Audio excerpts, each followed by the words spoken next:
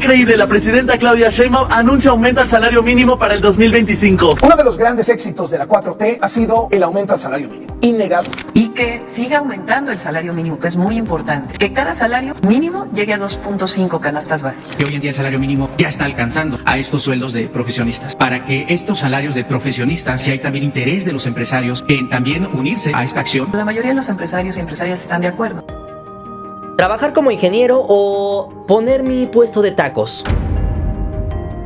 Hace apenas unos días se dio la noticia del incremento del 12% del salario mínimo para el año de 2025, lo cual hacía que el salario mínimo pase a 278.8 pesos diarios, es decir, unos 8.364 pesos mensuales. Esto evidentemente supone grandes avances y una muy buena noticia para la clase trabajadora. Sin embargo, derivado de esto también salió otra herida que tiene el país y estamos hablando de los salarios profesionales o los salarios de profesionistas. Y es que justamente están saliendo algunos videos de algunos profesionistas, llámese ingenieros, técnicos, etc., los cuales están diciendo que cada vez el salario mínimo está más cercano a alcanzar su salario. Ahí viene el aumento del salario mínimo y algo que está pasando, que observamos aquí en la frontera, es que el salario mínimo ya está alcanzando el salario de muchos profesionistas. Y es que ahí lo que mencionan es que cómo es posible que alguien que se la pasó toda su vida estudiando, que tiene que sacar cursos, que tiene mayores responsabilidades, que en su momento tiene unas jornadas laborales más altas y que también es más demandante y además de eso tiene más responsabilidad, ¿cómo es posible que ganen casi lo mismo que alguien que no necesita grandes estudios o que no necesita un título universitario o que tampoco tiene una gran responsabilidad? ¿Cómo es posible que sus salarios sean tan parecidos? Y es por eso justamente que el día de hoy vamos a platicar sobre un tema interesante que lo vamos a dividir en dos partes y estamos hablando del salario mínimo. Punto número uno, vamos a conocer la historia del salario mínimo, cómo comienza, cómo sigue creciendo y en qué afecta o en qué perjudica a la economía mexicana. Y punto número dos, vamos a estar hablando sobre los salarios de los profesionistas, los cuales una vez de que salen de la escuela, por un lado esperan ganar 40,000, 100,000 pesos. ¿Cuánto te gustaría estar ganando de recién egresado al mes? Unos 125. Pero cuando llegan al mercado laboral se encuentran con que los salarios están alrededor de 8,000, 10,000, 15,000 pesos.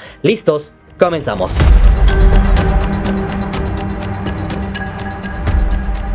Número 1. Historia del salario mínimo. Se dice que para conocer el futuro basta con que volteemos a ver el pasado. Así que vamos a retroceder en el tiempo 90 años, justamente hacia el año de 1934, año en el que se comienza y se pone como derecho fundamental constitucional el salario mínimo en México. En ese entonces el salario mínimo se establece en un peso diario para los trabajadores, es decir, 30 pesos mensuales, y derivado de esto se decía que el salario mínimo era un derecho constitucional para que las familias pudieran tener un ingreso que les pudiera ayudar para tener lo básico. Derivado de esto, vamos a dividir la historia de los 90 años del salario mínimo en 4 etapas. La primera, es decir, la que te estoy comentando, en la que nace y en la que comienza a crecer poco a poco el salario mínimo desde el año de 1930 hasta el año de 1970. Después tenemos la segunda etapa del año de 1970 hasta el año de 1970, en el cual tuvo grandes incrementos. De aquí vamos a pasar a la etapa número 3, la cual abarca desde el año de 1990 hasta el año de 2010, en el cual se conoce como la época del estancamiento, es decir, el salario mínimo prácticamente no aumentó. Y finalmente vamos a llegar a la última etapa, es decir, la del año de 2015 hasta la fecha en 2025, la cual se le conoce como la etapa del incremento del poder adquisitivo. En el año de 1935 hasta 1940 prácticamente no tiene cambios. Después de 1935 en adelante llega a tener hasta el año de 1950 un incremento de alrededor de 6 pesos y posteriormente comenzó a crecer hasta el año de 1950, cuando justamente llegó a 180 pesos diarios. En la década de 1960 y 1970 sí tuvo incrementos, pero buscaba el gobierno que esos incrementos fueran acorde al crecimiento económico y a la inflación. Y es que no podemos olvidar algo muy interesante, y es que México ha tenido dos booms petroleros, es decir, dos milagros mexicanos. El primero fue después de la revolución, esto en el año de 1922 y 1923. Posteriormente eso mismo pasó en el año de 1972, 73, 74, cuando justamente los precios de los petróleos aumentaron drásticamente. Es decir, para que te des una idea, el precio se cuadruplicó, ya que en el año de 1972 el precio estaba alrededor de $3 por barril de petróleo. Sin embargo, unos pocos años después, es decir, entre el año de 1979 y 1980, por ese entonces se dio a cabo la revolución iraní y también la guerra de Irak, justamente dos países que eran petroleros, y esto lo que hace es que detona el precio del petróleo, el cual llega hasta los $37 por barril. Y eso precisamente fue lo que hizo crecer al país como nunca antes lo había hecho. es decir, a ritmos de 6% anual, con grandes riquezas, con grandes entradas de dinero durante los años de 1978, 79, 1980. Sin embargo, esto no duraría para siempre, pues solamente unos años más tarde, es decir, en el año de 1986, los precios se estabilizarían y no solamente se van a estabilizar, sino que van a bajar a casi la mitad. Eso efectivamente hace que tengamos en México una de las crisis más conocidas en las últimas décadas, y estamos hablando de la crisis y la inflación de la década de los 80s. Y es que justamente en ese entonces pasó lo mismo con Venezuela, con Nigeria, con México, los cuales recibían en ese entonces cerca de 300 millones de dólares al día, lo cual hizo que efectivamente estos países subieran mucho su economía. Sin embargo, se acostumbraron a gastar grandes cantidades de dinero, y esto hizo que cuando el precio del petróleo bajó, efectivamente tuviéramos una crisis, una tragedia, una inflación muy alta en el país. Sin embargo, hagamos una pausa aquí porque seguramente tú te estarás preguntando entonces qué tiene que ver la crisis petrolera y el precio del petróleo con los salarios mínimos. Pues déjame decirte que tiene mucho que ver. Pues déjame decirte que justamente en esos mismos años el salario mínimo comenzó a aumentar demasiado, pues efectivamente en el país teníamos una gran inflación. Esto obviamente hizo que los precios subieran drásticamente, y en ese entonces el gobierno se dio cuenta que el salario mínimo, que estaba en 180 pesos, ya no alcanzaba para comprar nada. Lo subieron a 380 y así lo tuvieron que ir subiendo y ajustando cada vez que tenían más inflación, porque en ese entonces la inflación en México estaba por encima del 100%, es decir, hoy comprabas, mañana ya no valía lo mismo tu dinero, exactamente igual que lo estamos viendo con Venezuela o Argentina. Y es así como justamente de 1970, que teníamos un salario mínimo de 6 pesos, pasó al año de 1993 a 6,000 pesos el salario mínimo diario. Y es que aquí aparece algo muy interesante, y estamos hablando del poder adquisitivo. Pues es que no importa tanto cuánto ganes, sino para qué te alcanza ese salario, para qué te alcanza lo que te están pagando. Y es que déjame decirte que en los 80s no importa que te pagaran 10 veces más, terminabas gastando más. La inflación estaba descontrolada, entonces tú con lo que antes te alcanzaba ya no te alcanzaba ahora para pagar lo mismo. En ese aspecto, los salarios mínimos, si a principio de año le subían 50%, al final del año la inflación era de más del 100%, tú ya no estabas ganando ni siquiera lo que estabas ganando al principio de año, ahora estabas ganando menos. Y es que, como te comento, aquí lo más importante no es tanto el salario mínimo, sino el poder adquisitivo. ¿Para cuánto te alcanza lo que te están pagando? Para esto vamos a ver un ejemplo que hice en el año de 2019, en el cual veíamos para qué nos alcanzaba el salario mínimo de ese entonces. Por ese entonces estaba cercano a los 100 pesos el salario mínimo, y salimos a los tianguis para ver qué podíamos comprar. En ese entonces pudimos comprar medio kilo de pollo, medio kilo de huevo, medio kilo de arroz, medio kilo de frijol, 1 kilo de plátano, 1 kilo de naranja, medio kilo de papa, 1 kilo de limón y 1 litro de agua, con esos 100 pesos de salario mínimo. Esto efectivamente en la zona centro del país. Resulta que el salario mínimo, como muchos de ustedes sabrán, ronda alrededor de los 102.68 pesos, más o menos 5 dólares. Y la idea de este video es surtir la canasta básica o parte de la canasta básica, necesidades principales de los hogares en México. Solo eso, señor, por favor. ¿Cuánto? 22.50 del arroz y del frijol. Frijol llevamos 10. 22.50 más 12.50, ¿no? 22.50, 32.50, 39.50 del agua. Ya 39.50. Luego tenemos lo que es la papa. De esta sí nos vendieron medio kilo y estos fueron 10 pesos. 39.50 y 10 van 49.50. Más 13 de este serían 63 pesos o 62.50, como lo quieran ver. 63.83 y este nos dieron pilón. 1 kilo de naranja, 10 pesos. 93 más 10 pesos son 103 o 102.50 realmente lo que nos gastamos. Casi nos gastamos exactamente el salario mínimo de una persona en México y compramos todo esto. Sin embargo, al día de hoy me gustaría que tú hicieras este mismo ejercicio, que salgas a la calle, al tianguis, a ver si puedes comprar con mismos 100 pesos lo que te acabo de comentar. Pues déjame decirte que la respuesta es no. De hecho, ya intenté hacer el ejercicio y no se puede comprar lo mismo de hace 5 años con los mismos 100 pesos.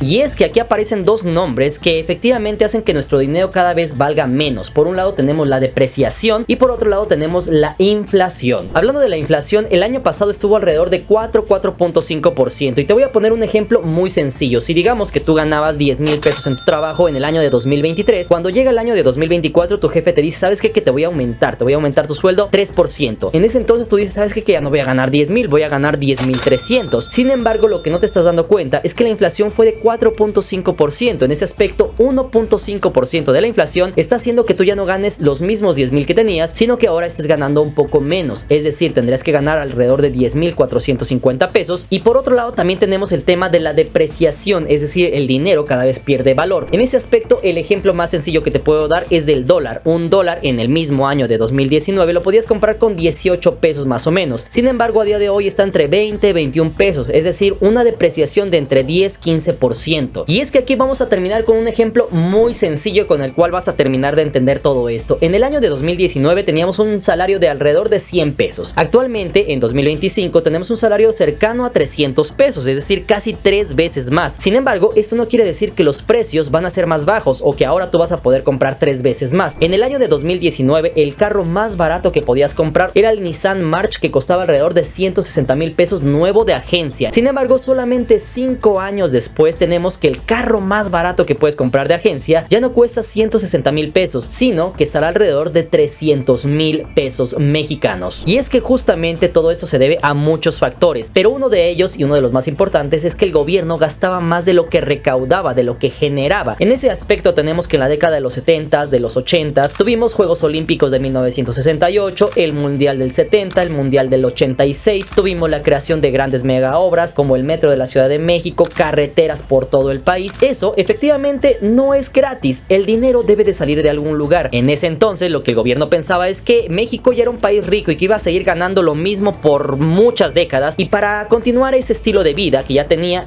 una vez de que el petróleo ya había bajado de precio, lo que hizo fue recurrir a préstamos, y eso a su vez hizo que el país se fuera endeudando y efectivamente viniera lo que conocemos como la inflación y la devaluación del peso. Y es que ahora que ya tienes el panorama completo, regresemos al año de 1975, cuando el salario mínimo era de 25 pesos. Más tarde, para el año de 1980, el salario mínimo ya había alcanzado los 380 pesos. Sin embargo, todo se fue al carajo cuando después siguió aumentando el salario mínimo sin tope, llegando hasta los 6,000 pesos diarios en el año de 1993. Y es que así es como llegamos a uno de los episodios más amargos de la historia de México, justamente en el año de 1993, cuando le quitamos 3 ceros a la moneda, es decir, el día de hoy tenías 1,000 pesos y el día de mañana eso solamente valía 1 peso.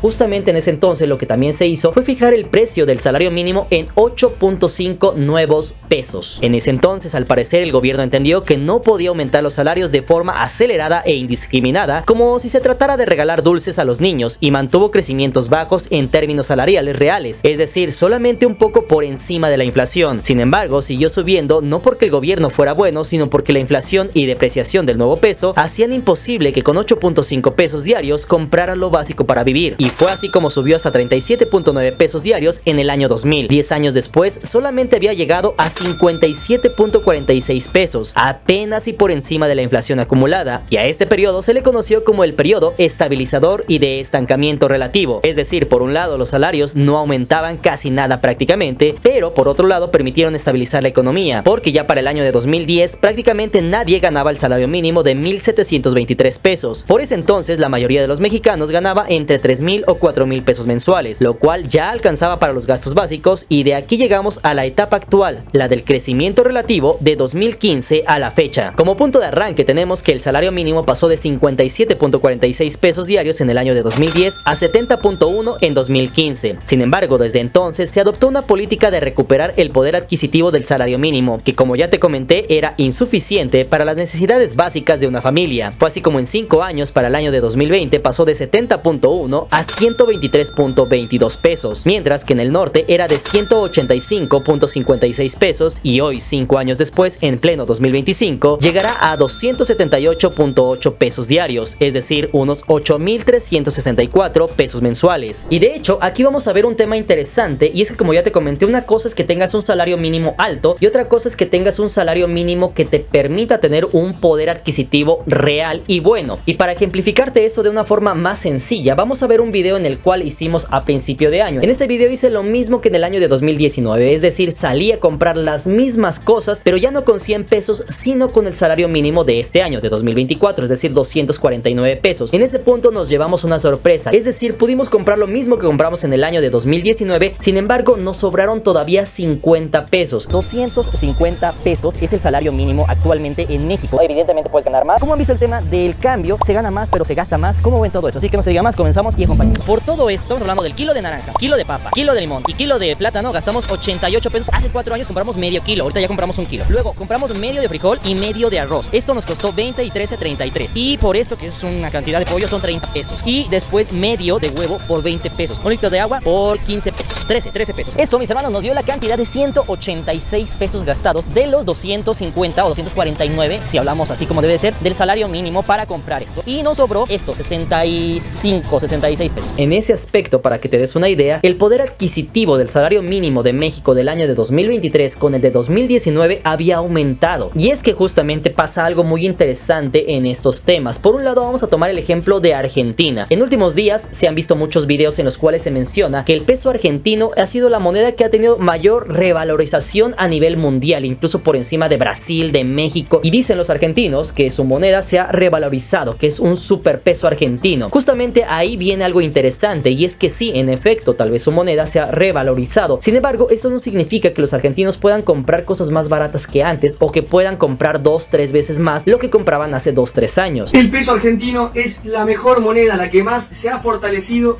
en el mundo. ¿Me crees, digo, que en los últimos meses la moneda que más se fortaleció en América Latina no fue ni el peso mexicano, ni el peso chileno o el sol peruano, sino que fue el peso argentino? Para que te des una idea, también es algo muy parecido al superpeso mexicano que tuvimos hace apenas un año, unos 2 años. En ese aspecto se nos mencionaba que el superpeso mexicano estaba rivalizando con el dólar, que ya valía cada vez menos, primero 19, 18, 16 pesos, llegó por ahí 16.50. Sin embargo, durante estos años, ninguno de los mexicanos pudimos comprar más barata las cosas, es decir, no porque el superpeso mexicano se estaba revalorizando, los mexicanos podíamos comprar un carro que antes costaba 160,000, ahora lo pagabas con 100,000 pesos. Una Coca-Cola que antes te costaba 20 pesos, ahora la podías pagar con 10. El súper que antes hacías con 200 pesos, no lo podías pagar con 100 super pesos. En ese aspecto es ese el tema del poder adquisitivo. Sin embargo, algo interesante es que todos estamos aplaudiendo últimamente el aumento al salario mínimo de 12% para el año de 2025. Y tú te estarás preguntando por qué. Pues justamente porque la clase trabajadora ahora tiene un salario digno, es decir, como ya te comenté, en ese aspecto cada vez puedes comprar más cosas con ese salario mínimo de 278.8 pesos. Y esto, para que lo tengas en retrospectiva, vamos a ver un video del año de 2017 en el cual salí a la calle a preguntar cuánto les gustaría ganar en el año de 2017, y curiosamente en ese entonces me comentaban que los mexicanos tenían que ganar 250 pesos para tener un salario mínimo justo, digno, que les alcanzara para lo básico para sus casas. ¿Para ustedes el salario mínimo es justo? No,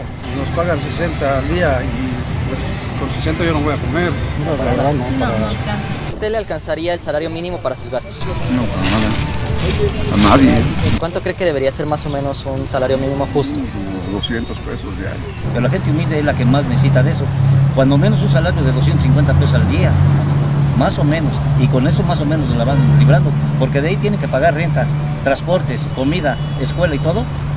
Es imposible que alcance, pero más o menos con eso la pueden librar, no con el salario que está ahorita, que supuesta 80 pesos y que lo quieren subir a 92, ni 100 pesos. Si pagan séptimo día no son los 700 pesos a la semana. Entonces, ¿qué hacen con el salario? ¿Cuánto cree que sería lo justo? Yo digo que unos 3.500 semanal alcanzan, ¿no?, para lo que es lo básico y gasolina. Ya que no podemos olvidar que por ese entonces el salario mínimo era de 80.04 pesos diarios, es decir, un salario mínimo diario alcanzaba solamente para 1 kilo de arroz, 1 kilo de frijol, 1 kilo de azúcar y 1 litro de aceite. Frijol compramos 1 kilo, arroz compramos 1 kilo, azúcar compramos 1 kilo, también compramos 1 litro de aceite y esto nos gastamos 85 pesos aproximadamente. Por ese entonces el salario mínimo era de $4 nada más, mientras que actualmente tenemos un salario mínimo de $13.5 al día. Así que ahora que ya conoces todo este panorama completo y real, tú ponme en la parte de los comentarios punto número 1, ¿qué opinas sobre el aumento al salario mínimo? ¿Debería de ser más? ¿Está bien ya como lo tenemos? ¿Hasta cuánto debería de llegar el aumento al salario mínimo? ¿Cuánto te gustaría ganar como mínimo para tus necesidades básicas?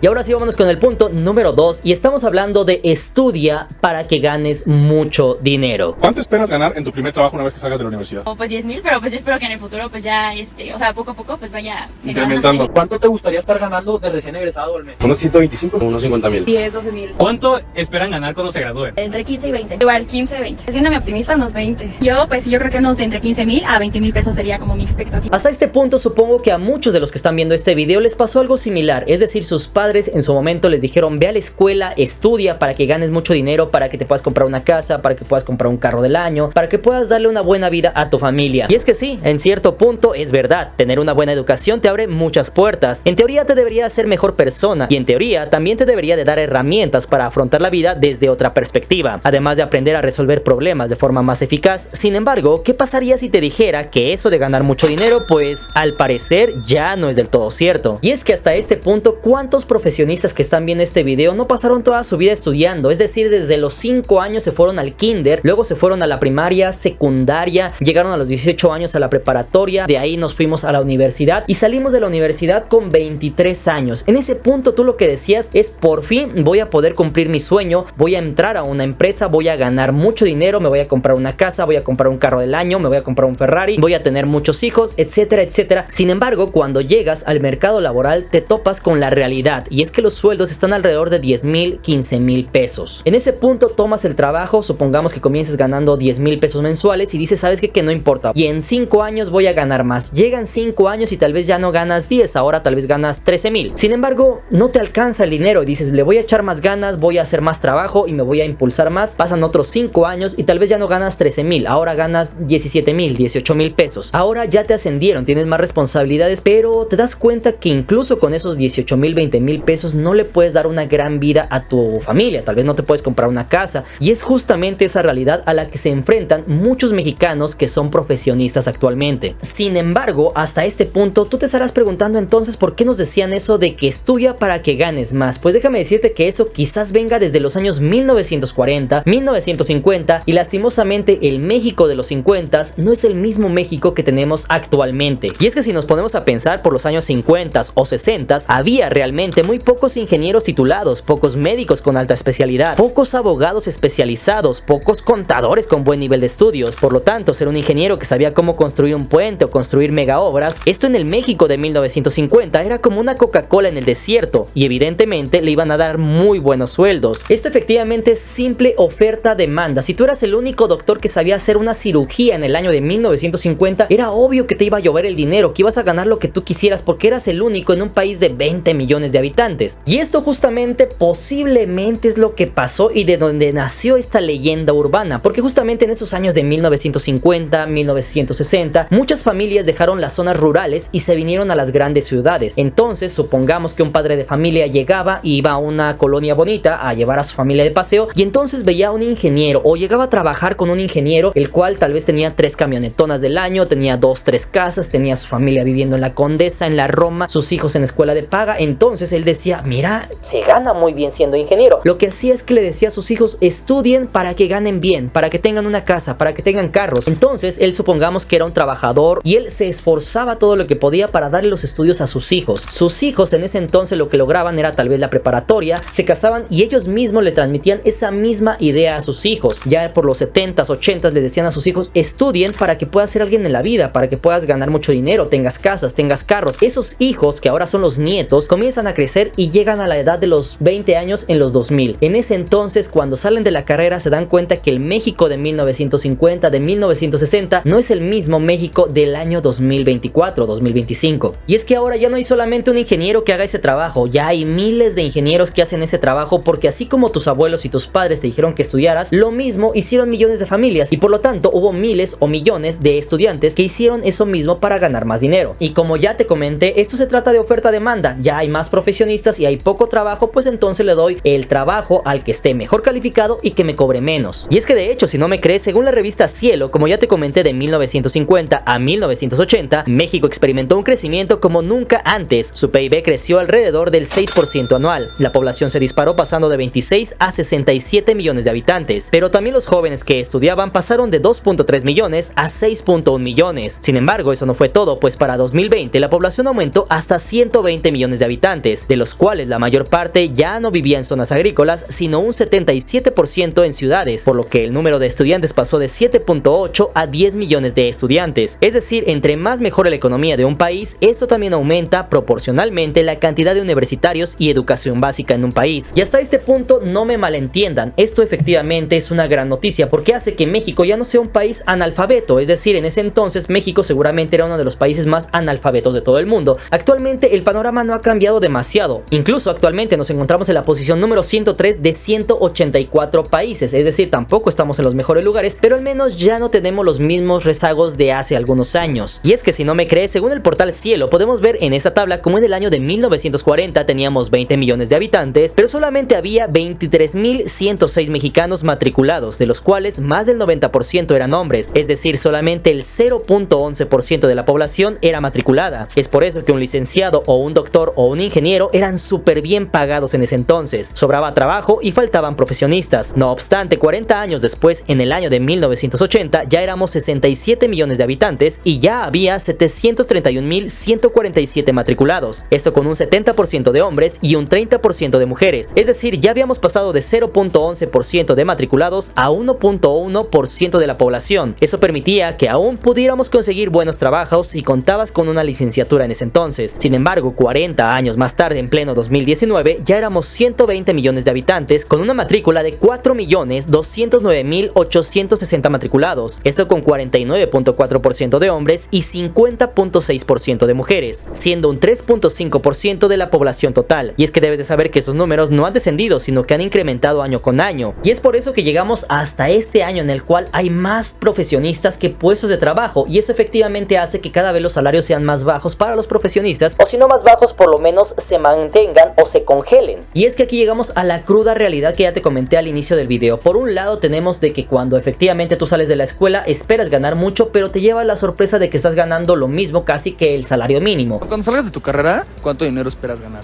Unos 50. Unos 40 yo. Para darme la vida que quiero. 100,000. Unos 250,000 al mes. 200,000. Como unos 100,000. 20,000 pesos. 100 y 140 al mes. De 8,000 a 9,000. De 8,000 y 9,000. Yo diría unos 20,000 pesos. Como de unos 15 al mes. 60,000. Como unos 30, 40. Como unos 60,000. En ese aspecto tú dices, ¿cómo es posible que yo ya estudié, que tengo un título, termine ganando 8,000, 9,000 pesos, que está muy cercano al salario mínimo de alguien que en efecto tal vez no necesita un título universitario y tampoco tiene grandes responsabilidades? Y por otro lado, también te comenté al inicio del video que en el año de 1934 se estipuló que el salario mínimo fuera para poder solventar las necesidades básicas de una familia. Y en ese punto interesante, a día de hoy ya no se sabe si efectivamente el salario mínimo puede ayudar a sufragar todas las necesidades básicas de una familia. Y es que hasta este punto, efectivamente, yo creo que todos los que están viendo este video estamos aplaudiendo el incremento al salario mínimo. ¿Esto por qué? Porque hace que la clase trabajadora cada vez tenga una vida más digna, es decir, que le alcance para lo básico. Sin embargo, dato interesante, ¿qué pasa con aquellas familias las cuales pasaron muchos años invirtiendo en la educación de sus hijos? Familias en las cuales estos hijos se la pasaron hasta sus 23, 24, 25 años estudiando, dedicándole su vida a estudiar, pero una vez de que salen se dan cuenta de que están ganando prácticamente lo mismo que el salario mínimo. Y es que de hecho esto mismo lo está mencionando Roberto Gutiérrez, el cual es profesor investigador del Departamento de Economía de la UNAM, el cual menciona que año con año los salarios profesionales van perdiendo valor. Y es que de hecho lo que te estoy comentando no me lo estoy inventando. Incluso según la Secretaría de Economía, en México hay 10.1 millones de técnicos y profesionistas, los cuales trabajan alrededor de 37 horas a la semana con un salario promedio mensual de 7,920 pesos mensuales. Esto con 4.82 días trabajados a la semana, un promedio de 14.7 años de escolaridad, una edad promedio de 39.8 años y un 7.2% de profesionistas con un segundo empleo para incrementar sus ganancias. Los profesionistas de todo el país que menos ganan son los del estado de Guerrero, que tienen un salario promedio de 10,220 pesos, y los que más ganan son los que viven en la Ciudad de México con 20,721 pesos de ingreso mensual promedio. El salario mínimo pasó de 88 pesos en 2018 a 249 pesos este 2024. O sea que alguien que ganaba el salario mínimo en el 18 estaba llevando algo así como 2,700 pesos mensuales. En cambio, alguien que gana el salario mínimo este 2024 se está llevando poquito más de 7,500 pesos al mes. Un nuevo informe de la Secretaría de Economía ha revelado que los profesionistas en México no ganan más de 13,000 pesos al mes. De acuerdo con dichos datos, a estos no les alcanza para tener una buena calidad de vida, sino que apenas les rinde para lo más básico. ¿Cuánto debes de ganar recién egresado? La respuesta no te va a gustar, porque es bastante simple. Lo que te den y donde te contraten. Pero necesito hacerte consciente del mundo en el que vivimos, no del que creemos vivir. Alto, yo creo que un promedio estaría, o un rango estaría entre los 6,000 a los 12,000 pesos. Ya un buen sueldo sería de unos 15,000. Y justamente con esto quería yo acabar este video. Apenas hace como 10-15 días tomé un viaje en Uber y estaba platicando con el chico y él me comentaba justamente lo que les estoy diciendo en este video. Él en su momento era un profesionista, estudió una carrera y durante varios años estuvo trabajando y todo ello, pero no alcanzó a tener un aumento drástico en su salario. Esto efectivamente hizo que tomara la decisión de salirse y mejor trabajar en el Uber. Y en ese aspecto era impresionante, como él me decía, yo aquí me estreso menos, ya no tengo grandes responsabilidades, en otro lado gano a veces más, y aparte de que yo puedo mover mi tiempo, yo si no quiero trabajar hoy no lo trabajo, pero mañana lo recupero, cosa que yo no podía hacer en mi trabajo. Y justamente yo quería acabar este video con eso, porque me gustaría conocer su opinión. Si hay profesionistas que estén viendo este video, me pongan pongan en la parte de los comentarios ustedes qué opinan sobre los salarios en México. ¿Son buenos? ¿Son malos? Evidentemente no podemos generalizar, porque sí, hay muchos profesionistas que ganan muy bien. Efectivamente, en puestos gerenciales, directivos, ahí los salarios son muy buenos. En ese punto ustedes pongan en la parte de los comentarios cuánto debería de ganar alguien que recién egresa de la escuela, que tal vez no tiene experiencia, pero que ya estudió durante 15, 18 años de su vida para lograr tener un título. ¿Cuánto debería ganar un doctor, un licenciado, un ingeniero? ¿Cuánto debería ganar alguien que ya tiene 10, 20 años de experiencia? Déjenmelo saber en la parte de los comentarios. Y es así como vamos a acabar con este video. Si llegaste hasta este punto, te agradezco bastante que lo hayas visto. ¿Ustedes qué opinan sobre esto? ¿Cuánto debería de ser un salario mínimo justo, bueno, para que sea digno y que pueda alcanzar para las necesidades básicas de una familia? Y punto número 3, ¿ustedes qué opinan sobre los salarios profesionistas en México? Les mando un fuerte abrazo. Recuerden que todos somos hermanos. Nos vemos para la próxima. Que tengan una buena vida. Nos vemos. Chao.